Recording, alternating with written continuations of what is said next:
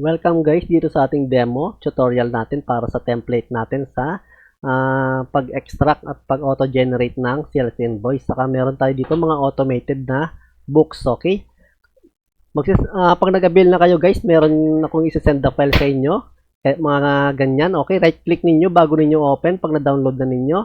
Tapos properties, okay? Sa properties, meron kayo makikita dito na unblock. Check nyo yung unblock, okay? Bago nyo pindutin yung okay. Pag okay na, open ninyo tapos lalabas itong username tapos password. Okay, dito natin ginagamit yung hinihingi ko sa inyo na preferred username para ma-open yung file. Sa akin ito. Okay? Tapos may preferred password din ako hinihingi sa inyo para gamitin ninyong pang-login. Bali, yung password ko, eto siya. Tapos, pag pinindot niyo yung login, dapat magla-login na kayo. Meron din tayo ditong welcome page. Ito yung welcome page. Tapos ito yung kung anong date recommended kayong mag-start. Okay, bali ito yung registration date ninyo.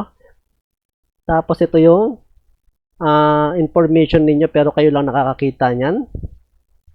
Meron din tayo ditong guide kung paano i-download yung mga data natin sa TikTok. Meron tayong dito, step by step kung paano i-download yung TikTok data. Okay, meron din tayong Shopee syempre, saka Lazada. Tatlong platform yan. Meron din tayo dito guys.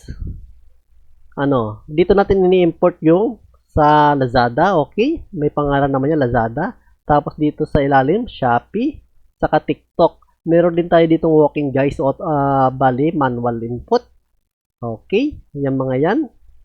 Tapos ito, nakalock to guys, hindi nyo siya may edit yan kasi automatic na yan. Next tayo guys.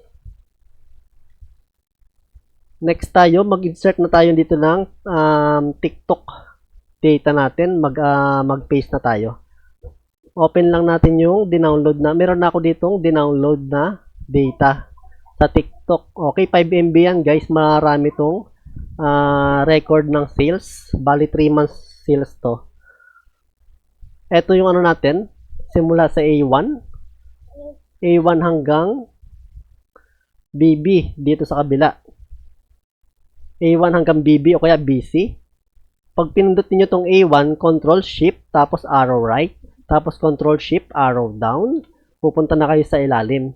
Okay, copy niyo, Control C, tapos balik kayo sa file natin. Okay, pwede niyo gamitin tong paste. Pwede rin ditong right click. Sa kulay green tayo nagpi-paste. Sa una, kailangan nyo i-copyahin yung header para malaman natin kapag nagbago ng column yung TikTok. For example, ito. Pag binago nyo yan, pag nag-red, ibig sabihin, nagpalit ng si TikTok, ng column. Tapos sabihin nyo sa akin, tapos ayusin natin. Okay? Nawala yung copy. Balik lang tayo sa kanina. Control C. Tapos, balik tayo sa file, right click, ito po yung pinipindot dyan, yung may 1, 2, 3, or paste special dito sa gilid yung may arrow. Ito po yung ginagamit natin, paste value. Okay, pindutin na natin. Pag na-paste na yan guys, okay na yung data natin.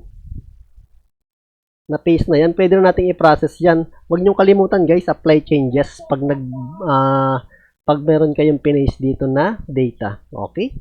Kaya nagbago kayo ng dyan, medyo nagdag kayo, apply changes lang. Okay, temporary files lang po yun dito kasi pinagsasama-sama natin dito sa DB All Orders Data. Pag okay na, na-paste na ninyo, apply changes lang yan guys. Okay, mabilis lang siya. Na-process na agad, eto na, okay na. Tapos meron din tayo dito checker kung tama.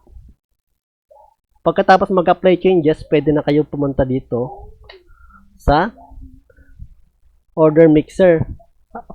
Pero guys, kung platform ninyo, marami kayong platform, hindi lang TikTok, dapat isabay nyo same date range. Same date range siya guys, tapos i-paste nyo na rin dito. Sa kulay green din tayo mag-i-start. Or, pindutin nyo lang itong paste pagkatapos nyo mag-copy. Ganon din sa Lazada, sa kulay green lang din, pipaste lang ninyo. O kaya pindutin yung paste. Okay? Dapat dates, same sila ng date range. Halimbawa, April 1. April 1 tayo mag-start dito. April 1 din dito sa Shopee. Sa TikTok, April 1 din. Tapos lahat, pindutin niyo yung apply changes. Tapos apply changes din dito. Tapos mapifill na yung mga information. Okay, pag okay na yan, punta na kayo dito sa 1.5 order mixer. Pinagsasama-sama niya lahat ng data sa Lazada, Shopee, saka TikTok. Pero wala tayong Lazada saka Shopee na nilagay. Okay, pwede na natin pindutin tong mix data and save clean. Ibig sabihin, nililinis niya yung mga data natin, yung mga nag-cancel na buyer. Okay, pag pinindot nyo yan, automatic na siya. Automatic na siya mag-generate. Mabilis lang siya. Okay. Yan, bali ito na yung mga na-generate niya. Tapos niya, step 1, dito na kayo sa step 2. Marami to guys kung titignan nyo sa pinakailalim. Titignan nyo sa pinakailalim, nasa ano yan. Check natin. Nasa 12,000. Nasa 12,145. Tapos saglit lang niya pinrocess. Kaya sulit itong natin, template natin, yung system na ginawa natin. Sulit siya. Okay? Pagkatapos, step 2 na tayo niyan. Step 2, sabi niya, are you sure? Sabi niya, okay? Yes. Okay. Tapos ililipat niya from order mixer, mapupunta sa DB all orders. Okay, pag okay na yan, pag na-transfer mo na dito sa DB all orders, okay, check natin. Okay, ayan na. Bali, ito na yung guys, yung mga pending natin. Ito yung pending natin. Ano ba? Bali, ito yung pending na re-receivehan natin. Galing siya dito sa data. Yung pinagsama-samang orders data ng mga platform. Okay, balik tayo sa kanina. Hindi pa tapos yung process. Meron pang step 3 tsaka step 4. Pwede na natin i-delete to kasi na-transfer na sa kabila. Temporary lang din. Ito, pinagsama-sama niya yung sa tatlong platform. Pwede na natin i-delete siguro to. Okay. Pwede na yan kasi nalipat na natin. Pindutin natin. Are you sure? Sabi niya. Okay na. Pagkatapos guys, i-delete na rin natin. Pili tayo dito. I-delete niya yung original data. TikTok, piliin natin TikTok kasi TikTok lang yung inano natin. Meron din pala tayo ditong walk-in na isa. Ito yung walk-in natin. Pwede rin natin i-delete yan. Pag i-delete natin, meron tayo ditong button, walk-in. Ito yan. Okay? Pag pinindot mo yon, yung walk-in wala na. Nandito na yan guys. Kasama na rin yan sa nandito. Bali, ito yon, yung walk-in, nasama na rin siya. Okay, sa receipt na tayo, i-process na natin para maka-resibo na tayo. Start natin. Pag in-start natin dito guys, ito yung receipt data natin, mapupunta siya sa receipt data. Button to guys, button. Receipt data, ito yon. Mapupunta yung receipt, yung mga pin-process natin dito sa receipt data. Okay, start na natin yan para mabilis. Okay, mabilis lang yan. Loading ng konti. Tapos, ilalabas niya yung mga order ID ng mga sales natin. Lahat to guys, mga successful na. So, ibig ko sabihin, hindi pala. Yung mga na-ship out na to guys, hindi kasama yung mga dito kaka-order tapos nag-change of mind. Hindi mapupunta rito. Okay? Yung mga na-arrange shipment lang natin, yun mapupunta rito. Lahat ng na-arrange shipment, mapupunta rito. Pero yung mga nag-order tapos na-cancel agad, hindi siya kasama dito. Okay? Ayan na. Pagkatapos, pag okay na dyan, mawawala na sila dito sa receipt in queue. Okay? Sa mga pending dito, mawawala na. Pag na-process na yung receipt, pwede na nating i-check yung i-reset. Bali, ito naman guys yung yan. Yung by row. Pero ito yung pinapagamit ko sa inyo. Ito yung pinapagamit ko sa inyo na i-reset. Pag pinindot niyo to, bali yan, yung resibo natin. Ito yung details, order details, pieces, quantity. To guys nag-times 1, times 2, times 3. Tapos meron din tayong seller discount. Tapos subtotal neto. Nilagay ko lang siya dito pero meron din yan sa ilalim. Ito yung kokopyahin na lang ninyo, ililipat ninyo sa receipt. Okay, meron din tayo ditong change nat. Kung VAT kayo, change nyo lang to, VAT. Okay, tapos may lalabas na siya dito. Okay, bali ito yung sa VAT natin. VAT amount, okay, vatable sale. Tapos ito yung total amount due. Okay. Kapag next ninyo yan guys, automatic na yan na lalabas yung ano natin,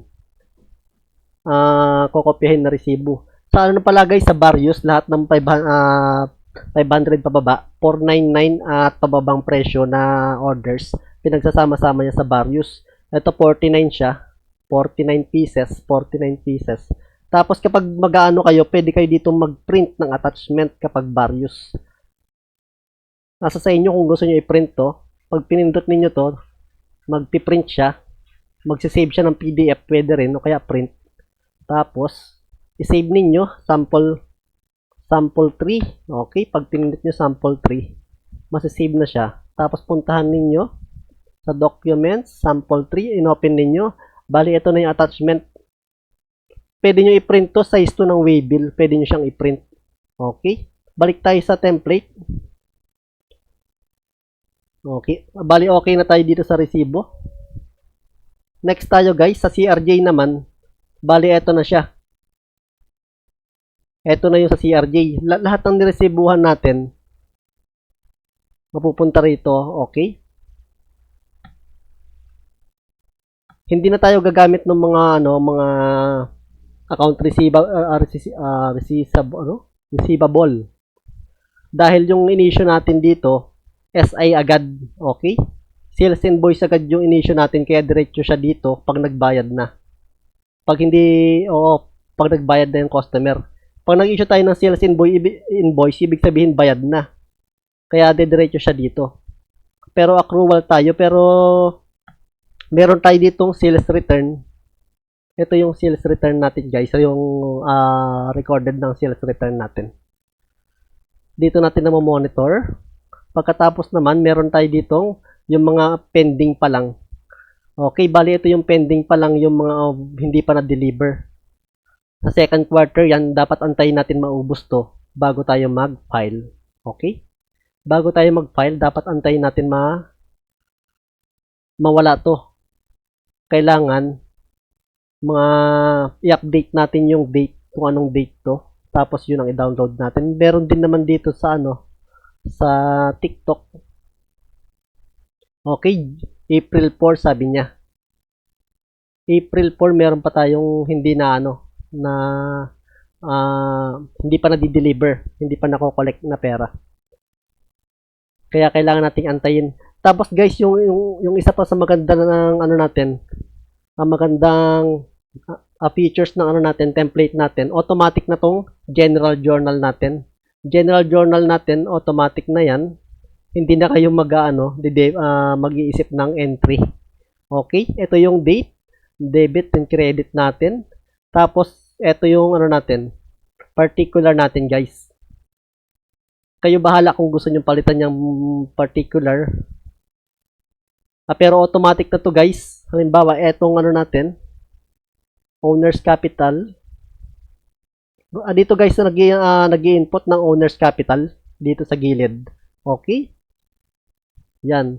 Pag nilagay natin dito 20,000, halimbawa nag-input lang tayo 20,000, magiging 20,000 yan. Balik ko kopyahin na lang ninyo to guys, ililipat na lang ninyo sa books. Marami yan guys, okay? Automatic na, hindi na kayo mapagod, hindi na kayo maiisip, may stress. Focus na lang kayo sa business ninyo. Okay, pag dinelete natin to, mawawala siya sa natin dahil to, automatic. Automatic to yung mga pagkatapos pag nag-input tayo dito ng bago, halimbawa Adrian, nilagay natin Adrian. Tapos dito yung date 0404, halimbawa yung start ng business natin. Tapos 2024. Tapos magkano? 100,000 halimbawa. 100,000 nilagay natin. Okay? Owner's capital. Sabi niya dito, to record initial cash investment. Okay? Pagkatapos pag maglalagay tayo sa susunod, additional naman, Adrian ulit. Tapos dito, si 0405 naman subukan natin na ibang date. 0405 2024 50,000 naman. Okay. Hanapin natin siya. Dito, yung kulay blue guys. Itong kulay blue pala, capital. Itong kulay green, sales. Tapos yung yellow natin, sales return. Tapos yung red, expenses. Okay, madali ko lang siya makikita. Ito, kulay blue. Owner's capital. Sabi niya dito, to record additional cash investment. Okay. Pag una, initial. Tapos sa mga sumusunod, additional na yan. Okay. Next tayo guys, meron din tayo ditong cash disbursement. Itong cash disbursement natin dito, automatic na rin yan. Kung ano yung mga nilagay natin dito, mapupunta agad sa general journal natin. Halimbawa, itong itong isa. Shipping fee. Shipping from Manila to Pampanga. Bali, ito yun guys. Pag binura natin to, mawawala siya dun kasi automatic yung general journal natin. Okay? Subukan natin burahin to.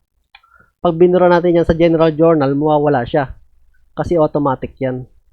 Okay, balik natin guys. Next tayo, meron din tayong ledger dito. Yung ledger natin dito meron tayo dito sa sales. Tapos expenses. Okay, bali yung account title natin, automatic na yan naglalagay dito, auto-populate siya. Pag meron tayong nilagay dito sa meron tayong nilagay dito na bagong account title. Okay?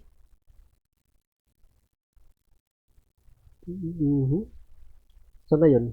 Nawala yung natin. Ay, dito tayo nag-i-input pala guys ha. Dito tayo nag-i-input. Bali dito, nakalock to, hindi natin magagalaw yan. Nakalock yan. Okay? Para safe, hindi ninyo magalaw. Nakalock siya guys. Pa mag-i-input kayo dito. Tapos pili lang kayo ng account title. Hanap na lang kayo dyan. Halos kompleto na yan guys. Okay? Next tayo. Chart of account. Kung gusto nyo magdagdag ng chart of account, magdagdag lang kayo dito. Tapos meron tayo dito.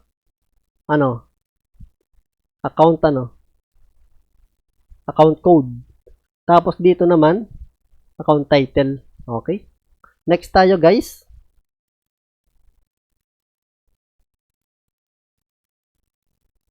Next tayo, ano pa ba hindi ko naituro?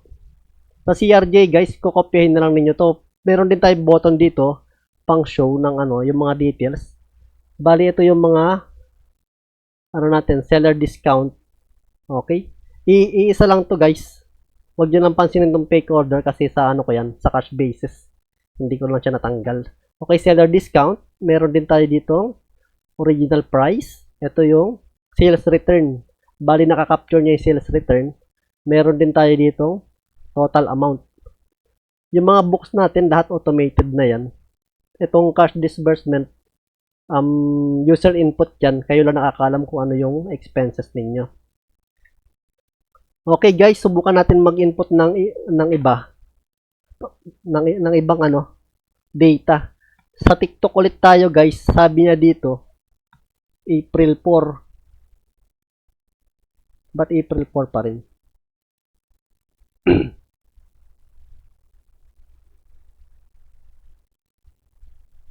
April 4.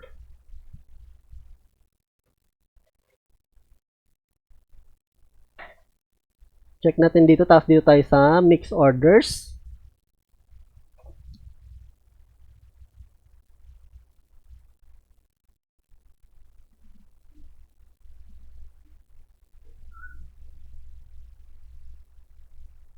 Ito guys, yung natin, wag natin kalimutan tignan ito. June 14. June 14 tong natin dito. Titignan natin dito bago kayo mag-upload ng data. June 14. Hindi lang nag-update to. Hindi ko alam kung bakit. Pero ayusin ko to para automatic na yan. Dito na lang kayo titingin. Hindi na dito sa kabila. Okay?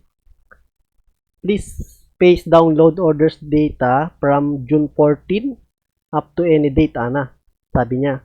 Okay, ngayon magda-download tayo ng data from June 14. Pero na yung data na pinaste natin kanina, ano siya? Yung data na pinaste natin kanina, hanggang July 2. Kaya lang meron pa mga hindi na kompletong order. Delete, ship pa rin siya o kaya delivered pero nag-aantay pa ng processing. Kaya kailangan natin siyang i-upload ulit, i-download ulit para ma-update yung status niya. Okay, ngayon mag-download na tayo ng data. Punta lang kayo dito guys sa halimbawa dito sa orders data. Pagkatapos, huwag nyo kalimutan pindutin tong all. Laging all yung pinipindot natin. Tapos, filter. I-filter natin siya kung anong date yung kailangan nyo. Ang sabi dito, sa template natin, June 14. Okay. June 14.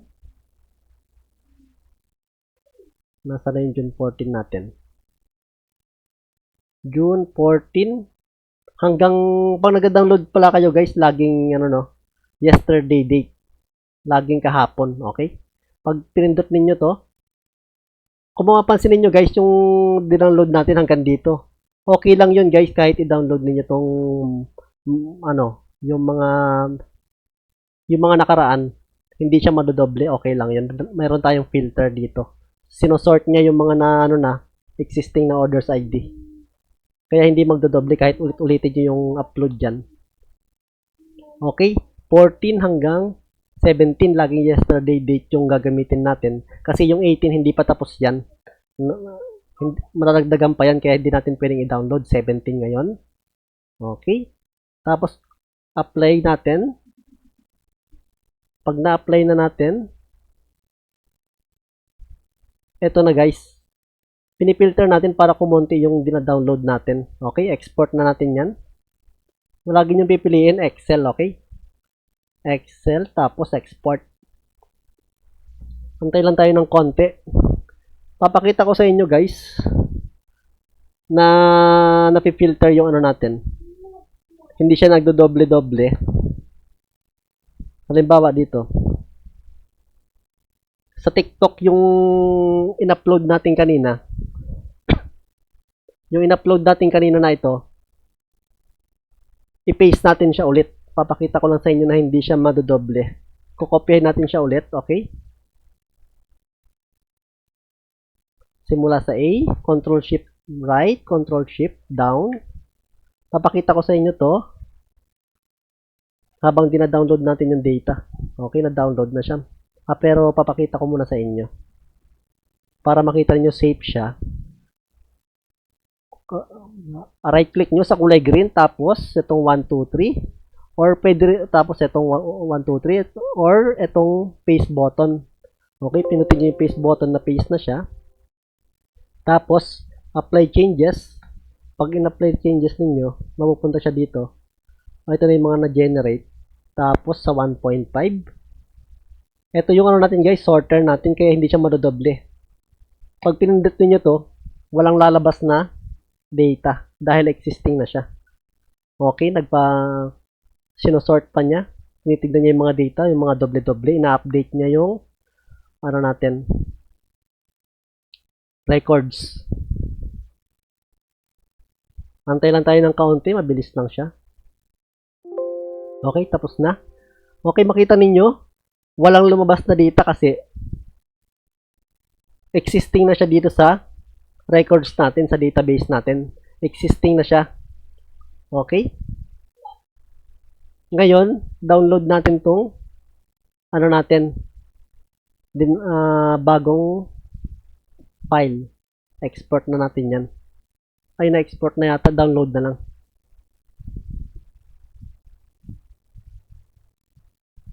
Okay, ito na siya. Punta tayo sa downloads ngayon.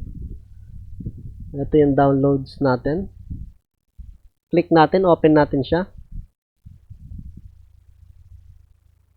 Okay, pag na-open na guys, huwag nyo kalimutan lagi nating ini-enable to.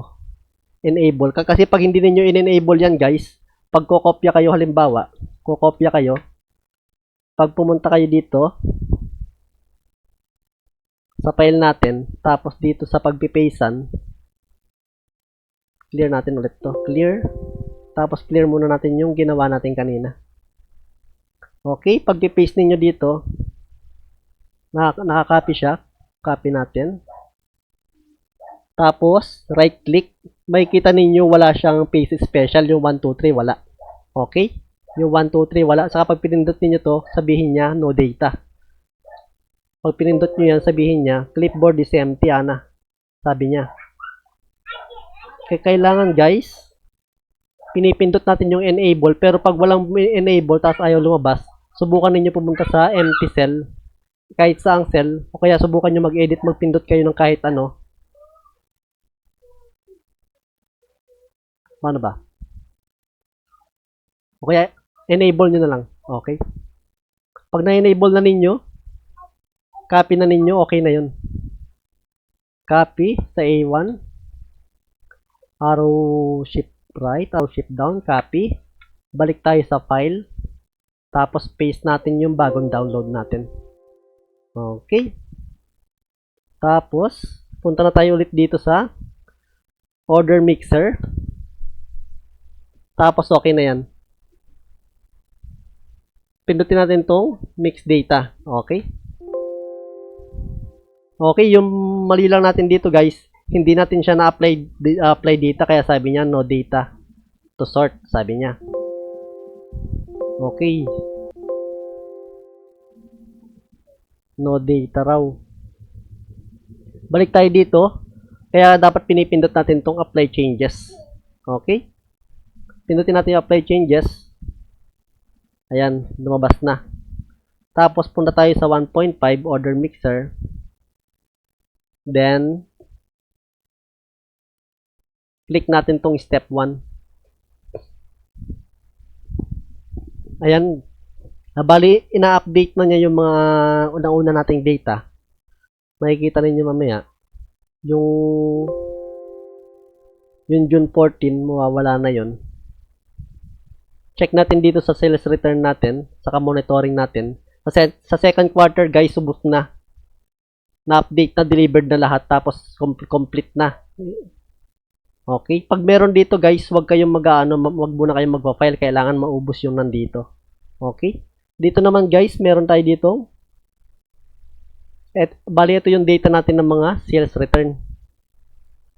Okay? Sales return, meron din tayong check dito kung gusto lang ninyo gamitin. Okay?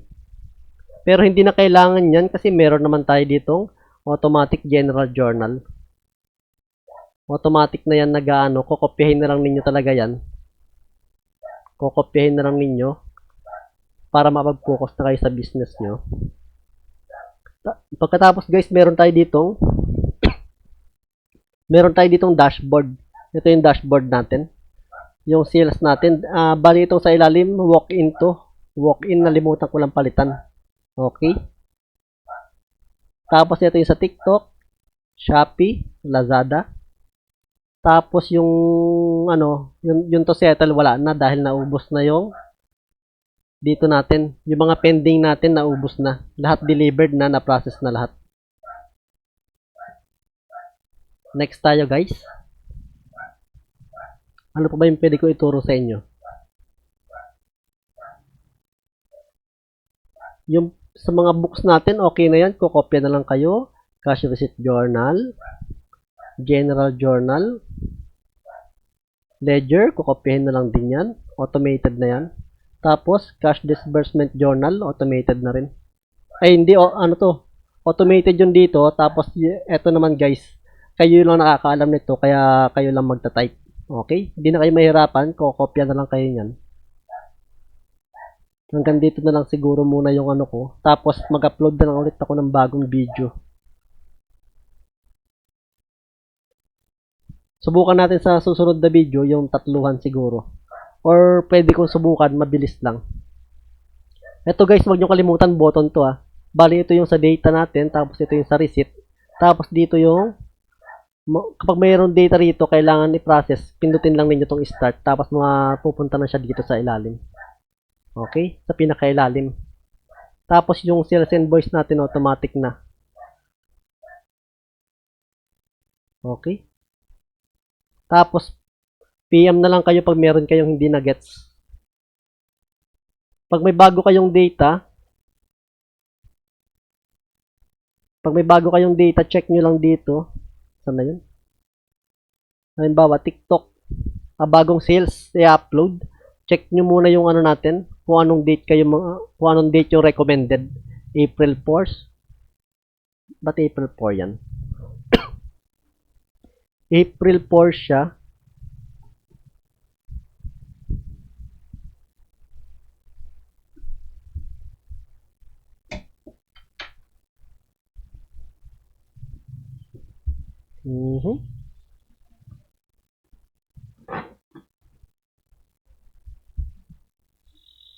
Wait lang, bali ayusin ko na lang yun para sundin na lang ninyo to kung anong sinabi dito, yun ang i-download ninyo. Okay?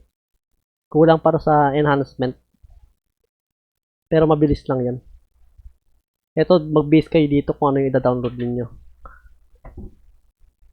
April 4 pa kasi hindi pa ako nakapag upload ng data. Okay. Bali, April 4 ito.